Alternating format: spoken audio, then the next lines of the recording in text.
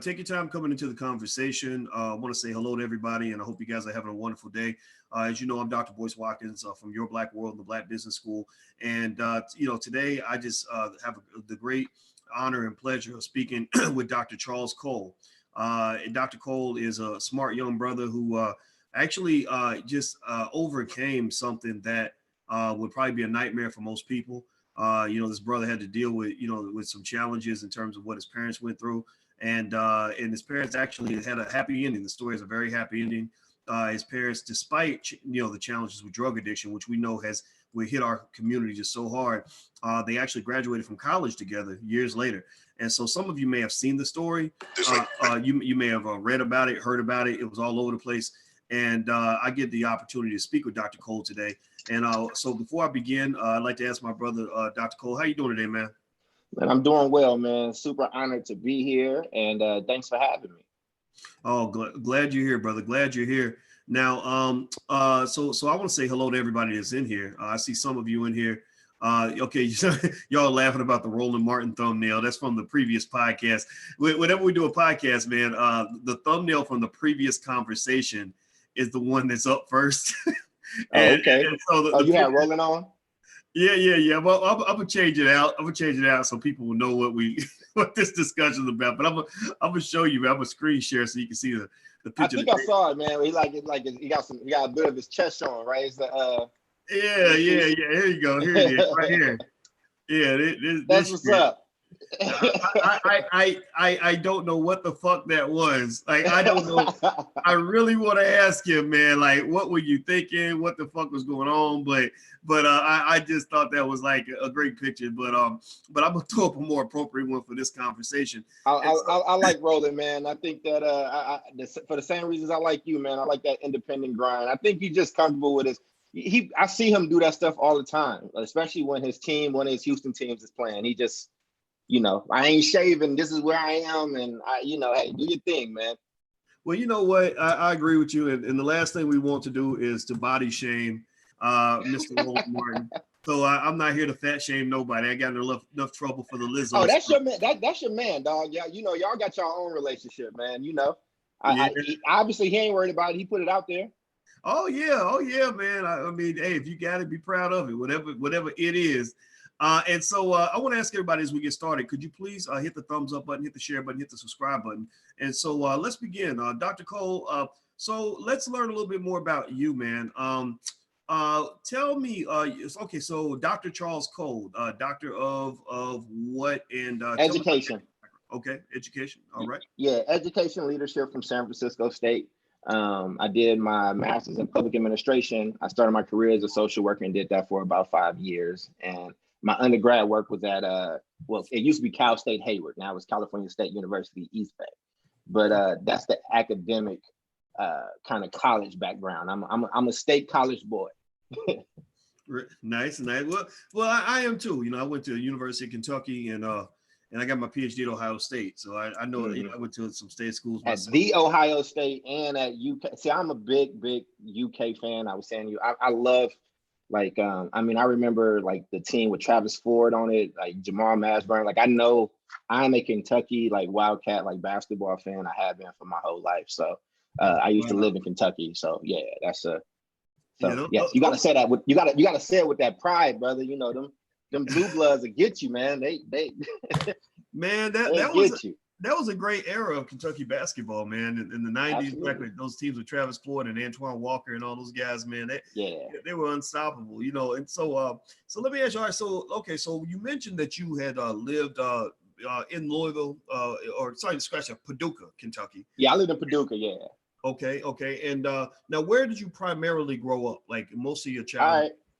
Yeah. So it's an answer. So I got you. It's I grew up the early part of my life, I lived in between Chicago and Kentucky. So my parents, I was born in Chicago. My parents was on and off of drugs. My grandmother lived in Kentucky. So I went back and forth a lot.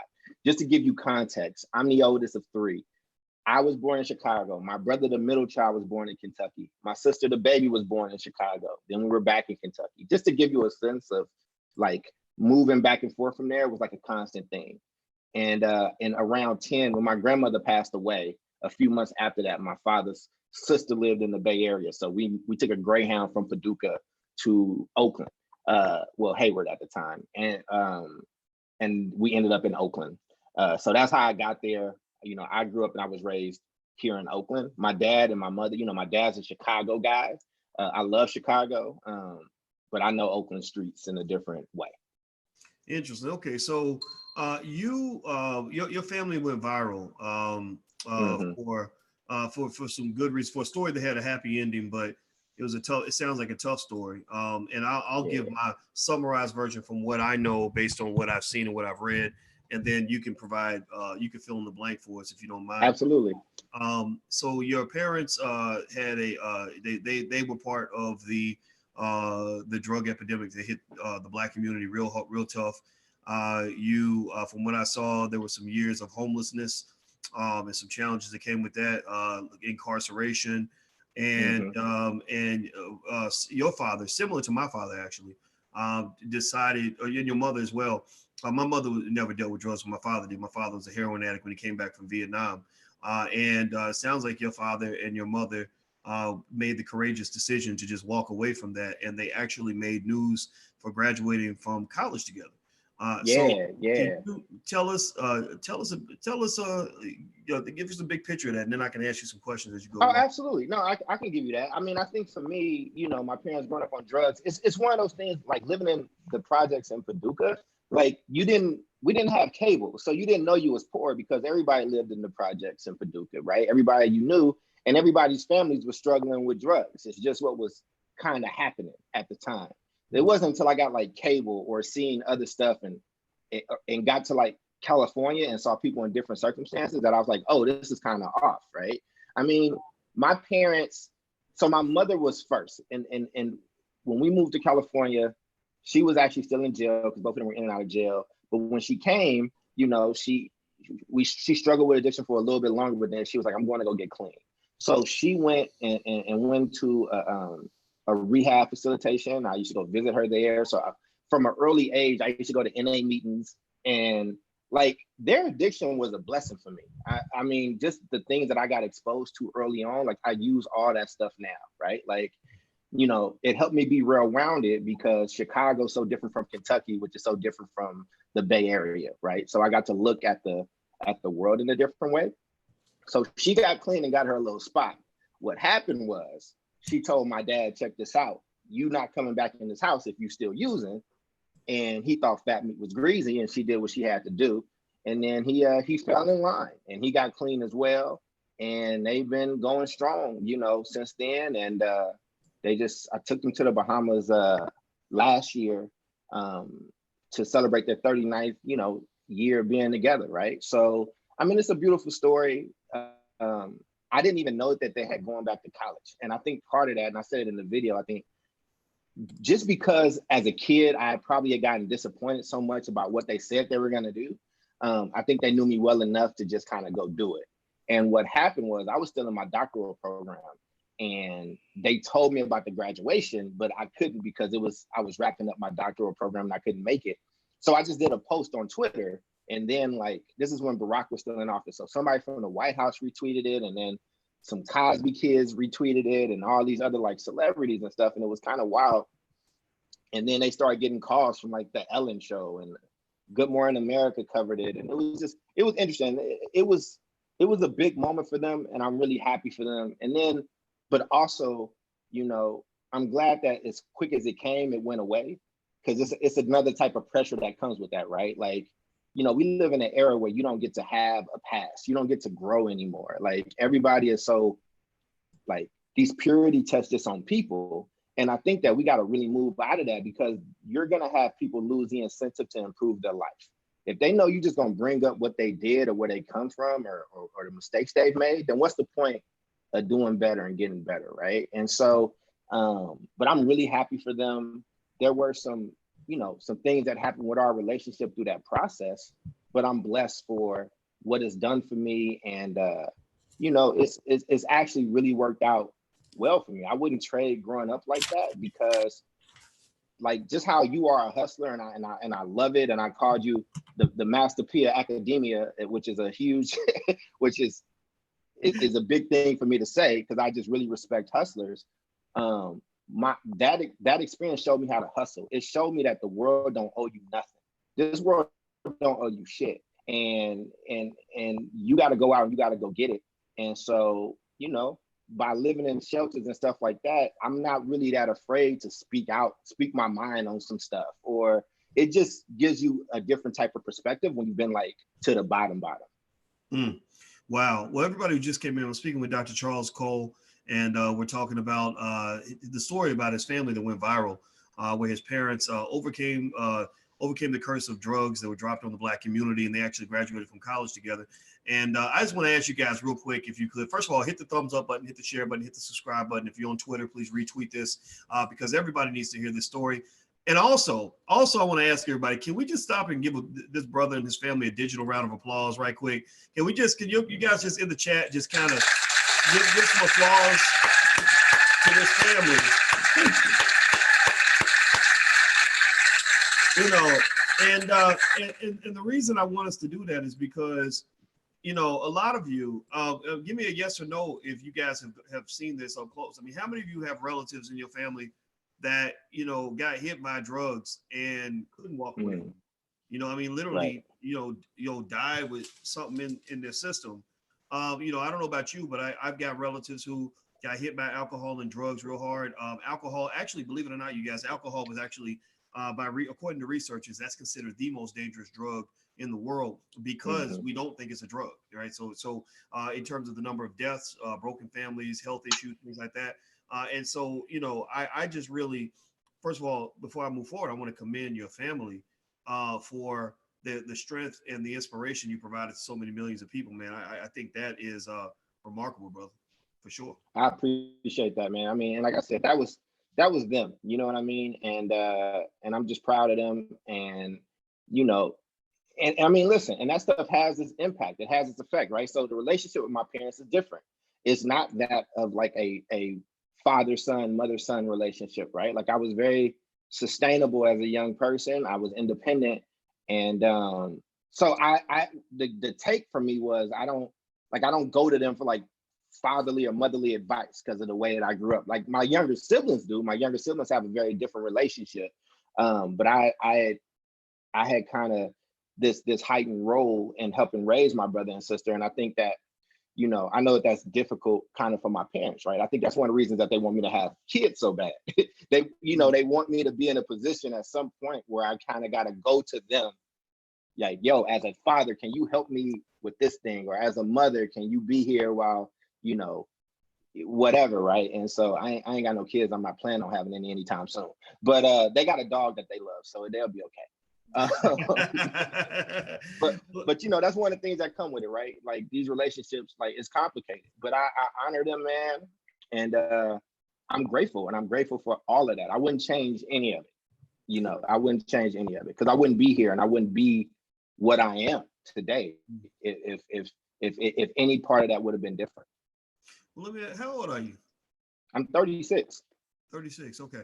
I was just curious because I want to put it into context. You know, one of the words that come to my mind when I think about, you know, what you went through, and you know, like I said, I mean, I think almost every Black person who's had a Black experience in America, the majority of us have seen what drugs has done up close. Some more than others, right? Some of us have stories like yours that I think are just overwhelming for the people that hear them. But then also, you know, like I said, my dad came back from Vietnam with a heroin issue. And he talks. My uncle did as well.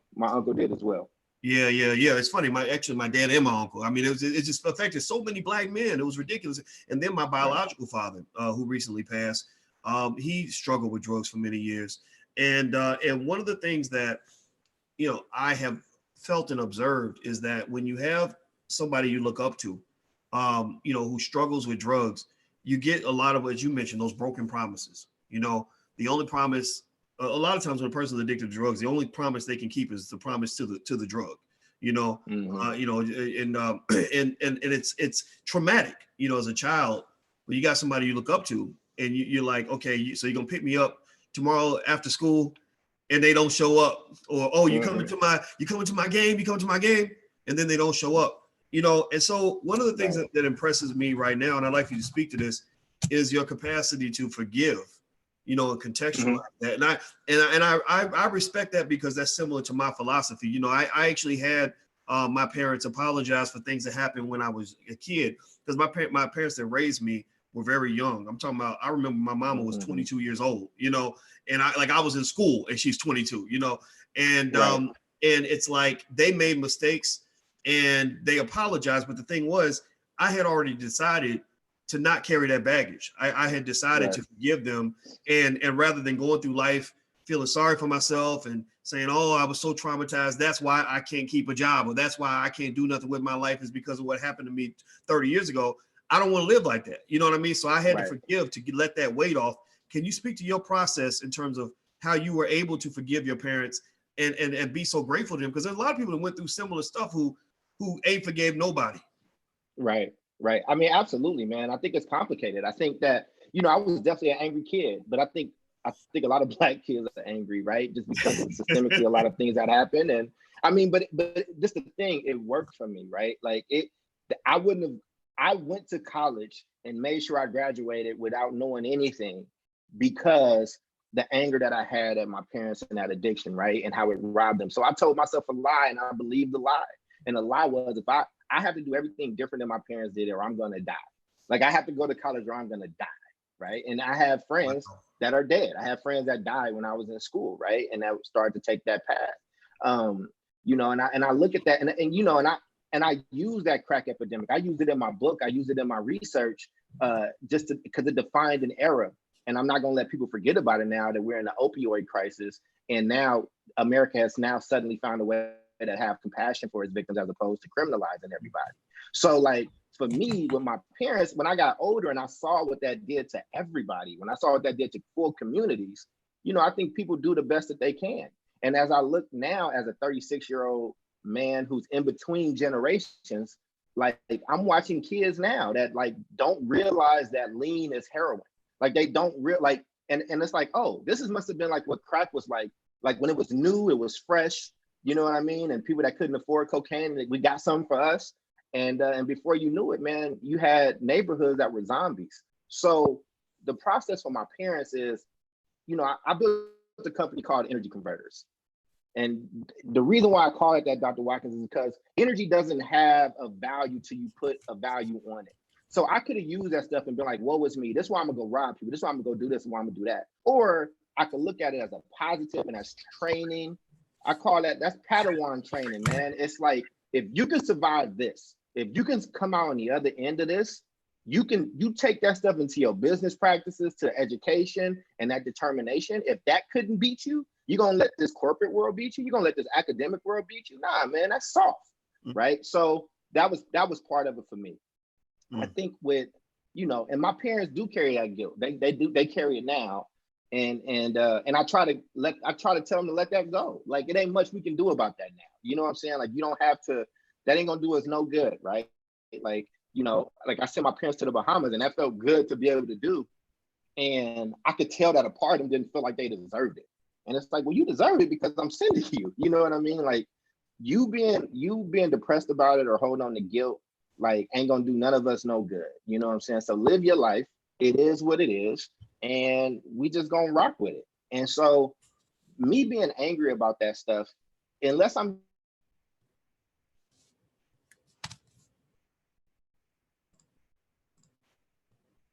that I look at that. You know what? It sounds like I don't know if I froze for a minute. Did I freeze for a second? Yeah, you froze for a little bit, but what Okay. was the last thing you heard? I can reset it. Oh, I heard almost everything. And so Okay. and actually everybody hit the thumbs up button if you could. I'm speaking with Dr. Charles Cole, and we're talking about And his sorry for that long-winded answer. My bad. No, I just no, wanted to no, give the no. yeah.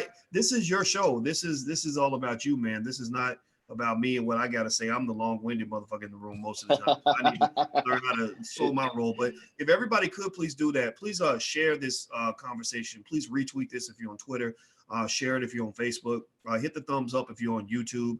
Hit the subscribe button. Also, if you want a free e-copy of my book, It Takes a Village to Raise the Bar, you can get it absolutely free right now if you go to drboycewatkins.net. That's drboycewatkins.net, not .com.net. Also, my website is boycewatkins.com. And also, Dr. Cole, what's the name of your podcast, brother? It's called The 8 Black Hands. And I'm gonna put it like the number 8? 8 black hands. Yep, it's 4 of us, and each of us got 2 hands. And so basically, what it was, we wanted to have. We had just been hearing all these conversations about education that did not speak to Black folks, and we would have it's 4 friends, it's me and 3 other folks that are just amazing. I'm gonna talk about each of them individually, but we would just get on the phone and have these conversations, or we'd be at a conference. And we're like, why ain't nobody else saying this? Like, who is there going to defend Black folks, right? Like, well, like people can catch these hands if they got an issue with what we got to say about defending the 8 million Black children across America in these schools. And that's what happened, man.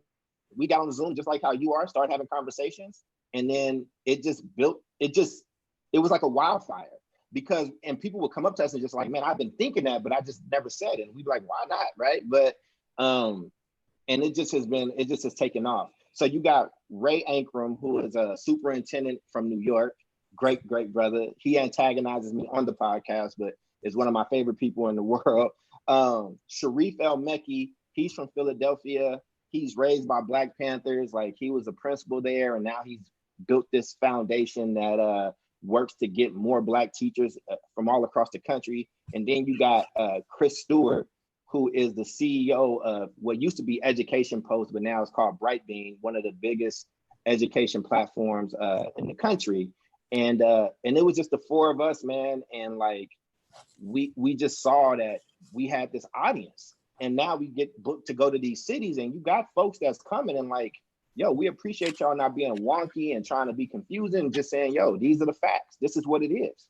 One of the big things that we probably talk about is the right for parents to be able to choose wherever school their Black kid goes to.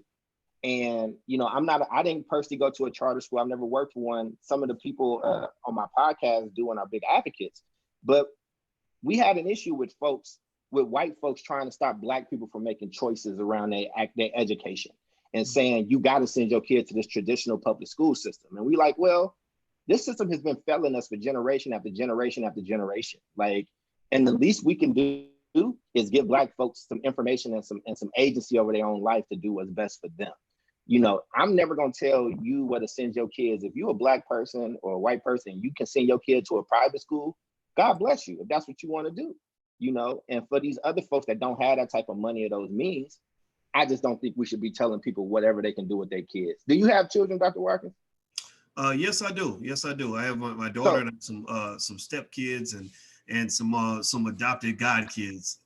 So with you being an academic, with you being somebody who got an education and knows how to read data and has seen what's happened to our country, I mean, how would you feel about somebody from outside of your house, outside of your culture, telling you where you can send your kid to school? I think it's all bullshit. I mean, in fact, in the Black Business School, our one of our core values is what we call the Black Core 3, which is we believe Black people should educate our own children, create our own jobs, and support Black businesses. In fact, actually, that's a good segue, man. I want to show you something that we put together. I have some friends out in Hollywood that do some stuff for us. We have a film division, Boyce Watkins Films, and I didn't know shit. I didn't know shit.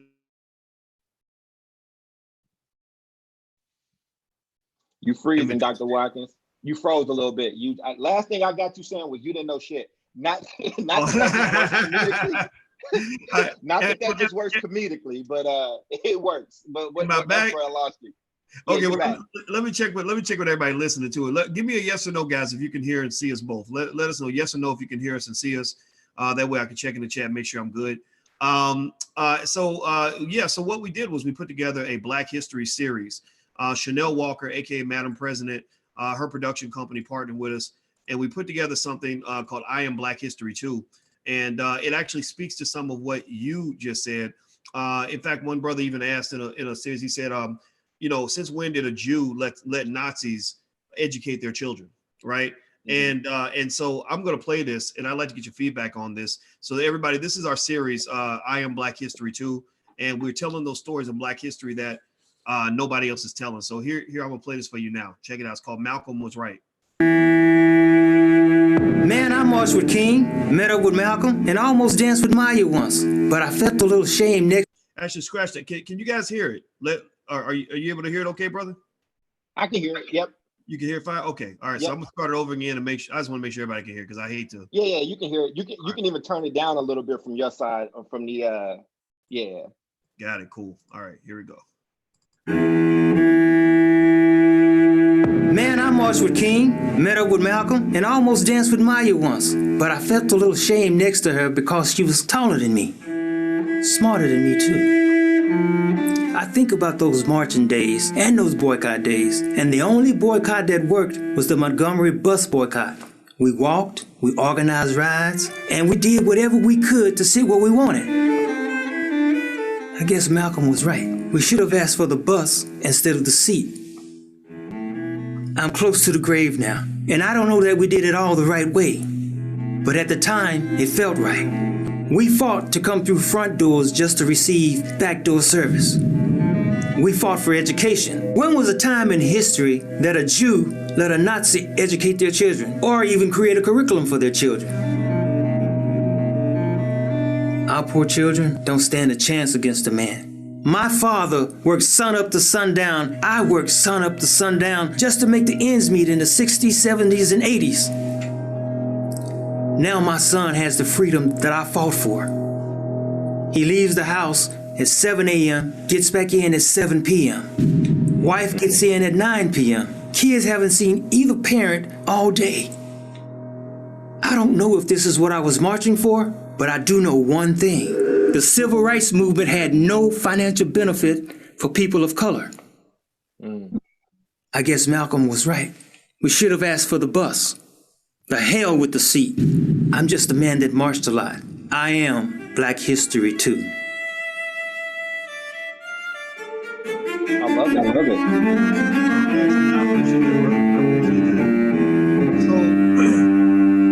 it. So what do you guys think? Give us a comment in the chat. Let us know what you think.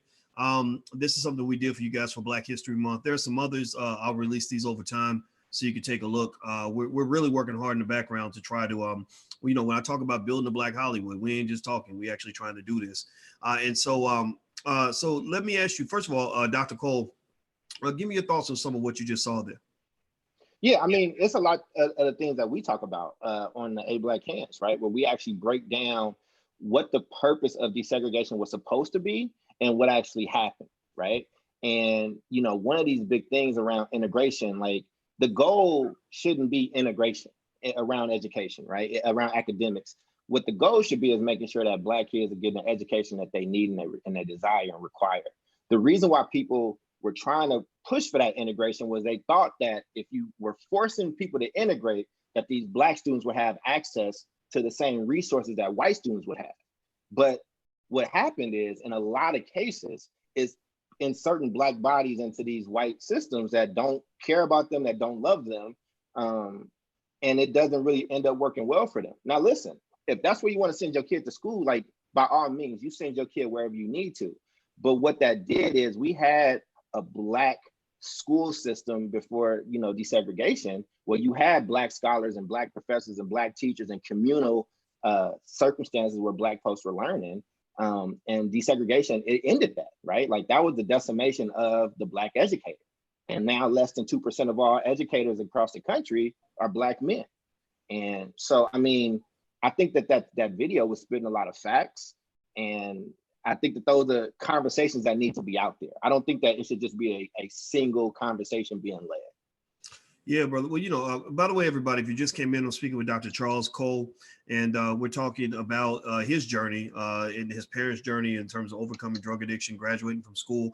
And also, Dr. Cole has a journey of his own that's quite powerful. He's now a young scholar. He's a young hustler that's really getting it done. And I have a lot of respect for what you're doing, man. And by the way, I want everybody to make sure you subscribe to the 8 Hands pod, the 8 Black Hands, the 8 Black Hands podcast. Is that on YouTube? What platform? It's everywhere. So basically anything that you listen to podcasts on, iTunes, Spotify, any of those places. Just type in the number 8 Black Hands and you'll find it. And on Twitter, we are 8 Black Hands 1 with the number 8 Black Hands 1 on Twitter. Please go and like that now. And if you want to follow me, once you go there, you'll see me. But I'm at ccole3rd. So at CCOLEIII on Twitter. So, and that's where I have a lot of my conversations is on Twitter. And I'm at a place right now where I try to respond and answer every single reply, question, or whatnot, right? So I would love for you all to be in community with us. But yes, at 8 Black Hands 1 on Twitter, and you'll get everything you need. Dr. Watkins, you're on Twitter, right? I see you just kind of everywhere. Somebody asked me what your handle was. Oh yeah, I'm actually Dr. Boyce Watkins 1, Dr. Boyce Watkins 1. Okay. And yeah, man, we in there raising hell right now because I'm a little bit disappointed that Gayle King decides that the most interesting thing about Kobe is the fact that he was falsely accused of assault 17 years ago, or and it's false to me because the evidence was very flimsy. There was no evidence actually, and so we're kind of at war over that issue because I'm tired of them trying to send Black men to prison for any reason. I saw you trending. You were trending on it about it. So wasn't I didn't even know that. You were trending a few days ago. I think you must have had an episode, and I think right afterwards you came up in the little trend thing. So I was like, oh, okay. He must have pissed somebody off. I'm trending, y'all. How about that? I didn't even know. But hey, man, I just think that I respect guys like yourself and what you guys are doing with the 8 Black Hands podcast. And this is also why I would be absolutely honored to be a guest on your show. Is because I was gonna say because I gotta make sure I ask you on air.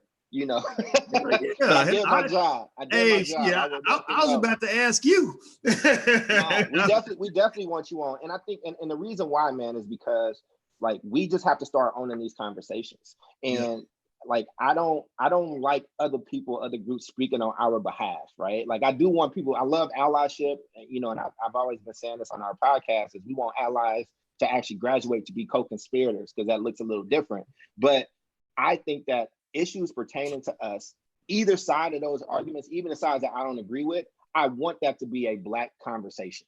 Mm-hmm. And I think it's power in that. I think it's power in owning it on both sides. And so we would love to have you on, man, especially with, and we love to have some time with you either before or after, because I think you've built up something like just on your own and being independent and being able to, build something that's self-sustainable so you can do and really say what you really want to say is so powerful. My book, I self-published my book, right? Like, it's like, I didn't know how to do these videos. So I taught myself how to do that. I'm showing your book on the screen, by the way. You see it? I appreciate it. Trying to make it wider, but there we go. That's I know you're great. You got it. You killing it, man. But basically what I want people listening to understand is that in this internet era, in this age, like you can do stuff on your own. Like this ain't 20 years ago. Like you can actually get on YouTube and learn how to do these things. You don't have to be stagnant right now. And I would just say, go get it. Because I don't think anybody has it all figured out. I think we all trying to figure it out. So don't let that be your excuse to not do what you need to do for you and your family. Man, I agree with you 100%. You and I were talking, a little bit off air, and we were talking about some of the folks that are out here that are just smart guys that are doing great things. Mark Lamont Hill, Michael Eric Dyson, and others. Mm-hmm. I don't need to agree with these guys in order to give respect to what they've accomplished. Mm-hmm. But I think it's like I remember when I was a scholar, and I guess I'm 12 years older than you, and I remember when I was looking up to guys that were 12 years older than me, like Michael Eric Dyson and Cornel West in particular, maybe a little bit more than 12. I don't know how many years exactly, but I do know that I remember talking to my brother. We were kind of scheming like 13 years ago, not scheming in a negative way, but planning how we were going to figure this out. Because I felt smothered. I felt suffocated by white supremacy. I was at Syracuse University, and I said, I don't feel free. I feel like I'm being oppressed. I feel like I'm being told what to say.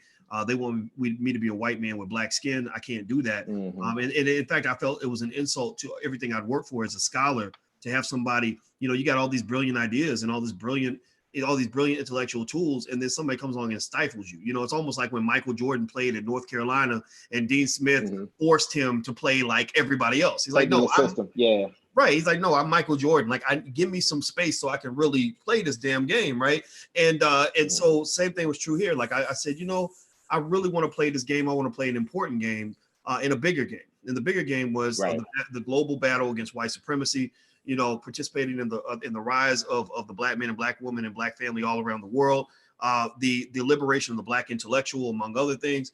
And I remember that I loved Dyson, I loved Cornel West, I loved Julianne Malveaux, and I wanted to do something similar to what they did. But one thing I thought about was, I said, I need to make sure that as a matter of security, I need to own everything I do. I need to own everything, you know, so, you know, because you obviously these other scholars, and they'd have a book deal because a white publishing company gave them a book deal. They'd have a radio show because some white network gave them a radio show. They'd have a TV show because a white network gave them a TV show. They'd be getting speaking engagements because a white speakers bureau was booking them for speeches. And I said, okay, so let's create a speakers bureau. We created Great Black Speakers, and it's still operational. It's very, very large, has lots of speakers. I said, okay, let's create a publishing company. We did that. All of our books, we sold well over 100,000 books. All of our books are self-published. I said, okay, let's get a platform. Let's, create media. Like, what does that look like? Well, you know, right now, you know, between a couple of YouTube channels and whatnot, we got a few 100,000 subscribers that way.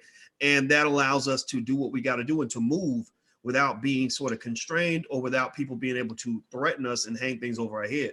Because the first thing they do when your black voice gets too radical, like when you really start telling too much of the truth about what it means to be black in America, they are coming. They shut you down. They shut you down.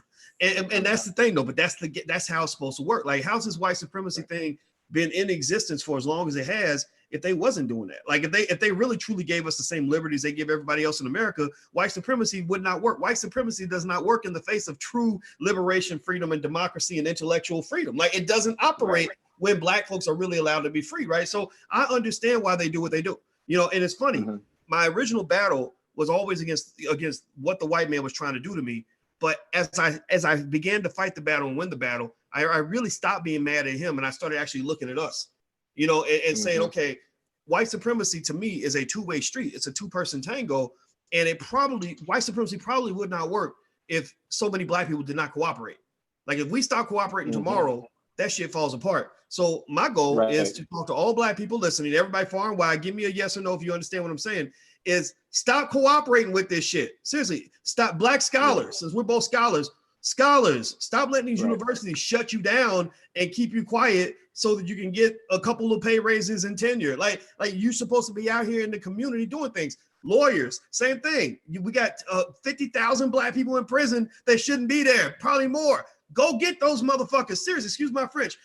Everybody out here that wants to build a bit, everybody working for white people, giving $1 trillion in labor to building white businesses. Train your kids on how to start their own so that we can get away from this. Like, so I Dr. think Watkins, all of us have to make a commitment. Go ahead. Brother, you and Chris Stewart are gonna end up being best friends. I swear, y'all just said the same.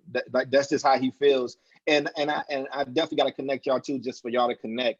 And just similar to your story, I'll even add this, right? Like when I started reading and tapping into that intellectual side, it was Dyson and it was Cornel West, right? I mean, Race Matters is still like one of the most influential books that I've read. And I was like, oh man, and just Dyson's work and how he kind of came into pop culture. He made stuff accessible. Like I wouldn't have read those things, but then he got the pop book. And then I read his book about Martin Luther King, and he just did a book on Jay-Z. And, you know, because somebody on the podcast was asking like, why I always show so much love to like these younger kind of scholars, even if they like disagree or whatever. And I just remember being in my doctoral program and hating it, honestly. And the stuff I was reading and I didn't like it and it didn't speak to us. And then I read Mark's work, Mark Lamont Hill's work, right? That was in his dissertation that he turned into an article, and it sounded like me. And then I got to see scholarship look different. And then, and I remember I met the other young brother, Chris Emden at Stanford. Chris! There was a talk. Chris, did you say Stanford? No, he's not at Stanford. He wasn't, we were giving a talk. Oh, you met him at Stanford. Okay, he's still in Columbia, right? He was giving a talk there. And another professor there was a mutual friend of both of ours, and I got to listen to his talk. But, you know, they took me out to dinner that night, and he was like, look, he gave me some really good advice. And his thing is, we can argue and we can like intellectually spark, like we can do all that stuff, but you got to finish first. Like you got to get finished so we can have you here. And they gave me some good words. And so that's why, like, when those names kind of come up, I always have like this little level of reverence, because even if they don't know what they did or how they impacted me, right, they made this part possible.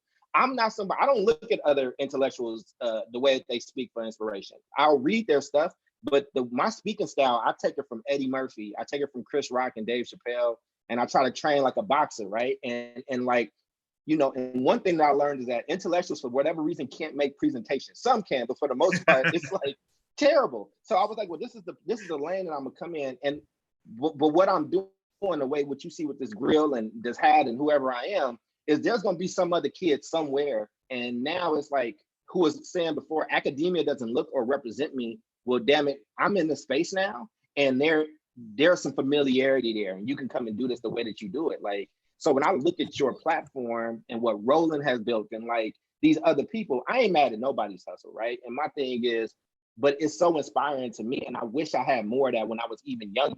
And I think that's what you add into the space. You are adding to the space of, listen, I'm educated. I done read a whole bunch of books. I can go bar for bar with you on any of this intellectual stuff, but also I'm tapped into real communities that have not crossed over economically yet. And this is how they feel about topic X or Y. Mm-hmm. And you can be mad at my thoughts, but they need somebody in this space representing their interests in the way that you feel that. And so I love when y'all debate and y'all go back and forth. I just want us to own the full argument. You know what I'm saying? So, but you gave some really great advice. Learn how to own your own stuff. Go out there and build the stuff. And and brother, I'm independently done in my book. So you need to, I got to figure out how to get it on your platform. You can take whatever cut you need, but it needs to definitely be on that platform. So, but this is what it's about, man. This is what it's about. Like, when we all get shut out, I do think there's enough of us now, and it's enough power in it. And we ain't even start talking about like Black women in these spaces that are powerful. Like, what's going to happen when none of these networks want to hear from us because we are delivering like a Black message? Like, where do you go when they pull that card from up under you, right? Do you have something to fall back on? So, you know, I'm just watching and being humble and taking these lessons, man. I'll shut up in any room with any of the people I just named and just learn and soak it up. Yeah, well, you know, that's the sign of a good teacher is that you know how to be a good student, you know, and I think that's an accurate point. I agree with that 100%. You know, I think that in this space, it is a new space, but it presents so many great opportunities. And I agree with you. I mean, everything you said about taking over the conversation, I think that's extremely important.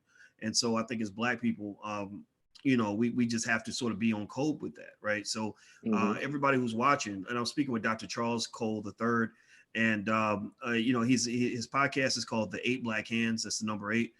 His Twitter is 8 Black Hands, the number 8 Black Hands 1, 8 Black Hands 1. Somebody type that in, the number 8 Black Hands, and then the number 1. And his other Twitter is C Cole III. So C Cole III. So you can look that up on Twitter.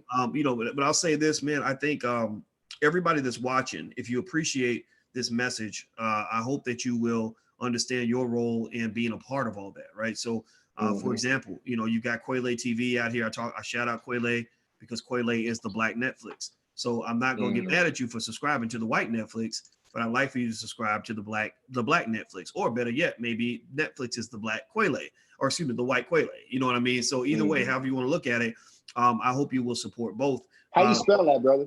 KWELI. So somebody please type in Quayle TV, KWELITV.com. That's where we distribute our films. We never had an interest in putting our films on Netflix. Not to say I wouldn't consider selling a film to Netflix, but that wasn't something we were chasing down because quite frankly, they don't really give you anything for your movies because they know you know, most Black people who are not mainstream celebrities that don't get any money from Netflix.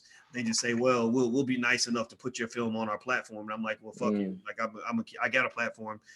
And so with Quayle, we all make money together. It's not a lot yet, right? But we're going to grow this into something. And that's what happens, you know. So this ownership piece is extremely important. And I would love a lot of other scholars to follow you, man. And I think talking to you, Dr. Cole, it is very intriguing to me, very exciting to me, because this is exactly what I was aiming for from the very beginning. I said, I would like to actually help change what it means to be a Black scholar in America. I think when you talk about this term that many of us use in academia, which is scholarly impact, I thought a lot about that term, because they would always say, well, to get promoted, you must have scholarly impact. And I was like, what does that mean? Well, what I found for them, what it meant is having an impact in their world, right? But you can have no impact in your own community, but still be beloved in that world. And I was like, I don't care about this world. I care about that world over there. Oh my God. So what I found was I was making impact in my world, and they didn't give it any value in their world. And so what happened was, I know that when I had my little weird battle with Syracuse, well, I basically got to the point where I just said, fuck y'all, I'm leaving anyway. So I told them about themselves. I went hard at them, and I think they thought I was going to sue them. That's why they gave me a bunch of money, but I wasn't planning on suing. I wanted to clear the path. I said, I want to just clear the path for the Black people behind me. I was like, I don't need y'all motherfuckers. I'm out. But I want other Black people to get fair opportunities, because you got departments here that have never hired or promoted a Black person. What the hell's wrong with you? You look like the Klan right now. And so, one of the things I remember that they had to deal with, that they didn't understand, was they were like, okay, here's this guy, and we don't respect him. We don't like him. We don't think his work has any meaning. But there's millions of people out here who are calling us and saying, I'm gonna send my child to Syracuse so that they can learn from Dr. Watkins. Like, you know what I mean? Like, all these people outside the university had so much love for the things that we were doing, but on the campus, they were like, we don't care about this fucking guy, right? And that was it, and what that was the revelation of the fact that we live in two separate worlds. And and so what I found, and this is what I would say to Black folks, and I'll let you get the last word, brother, is that— No, you're good. You're good. It's your show, brother.